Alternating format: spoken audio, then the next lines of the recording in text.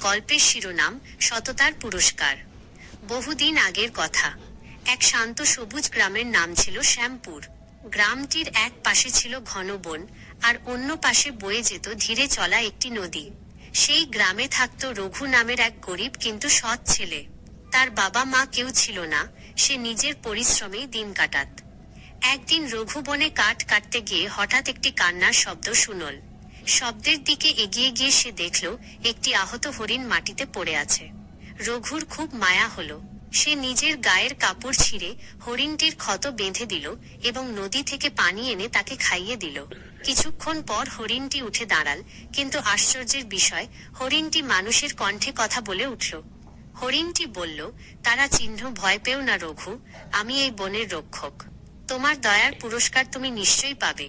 তারা চিহ্ন এই কথা বলে হরিণটি চোখের পলকে অদৃশ্য হয়ে গেল।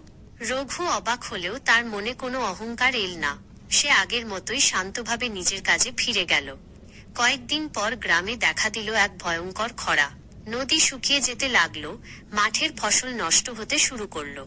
গ্রামবাসী সবাই খুব দুশ্চিন্তায় পড়ে গেল। ঠিক তখনই এক রাতে রঘু স্বপ্নে সেই হরিণটিকে দেখল।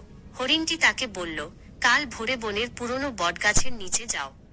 পরদিন রঘু খুব ভোরে সেখানে গিয়ে দেখল বটগাছের নিচে মাটি ফেটে একটি ছোট ঝর্ণা বেরিয়ে এসেছে। সে দ্রুত গ্রামবাসীদের খবর দিল। সবাই মিলে সেই ঝর্ণার পানি দিয়ে ক্ষেত খামারে সেচ দিল এবং গ্রামকে বাঁচিয়ে তুলল। অল্প কিছু দিনেই শ্যামপুর আবার আগের মতো সবুজ হয়ে উঠল। গ্রামবাসীরা কৃতজ্ঞতায় রঘুকে অনেক সম্মান দিতে চাইল, কিন্তু রঘু বিনয়ের সাথে বলল,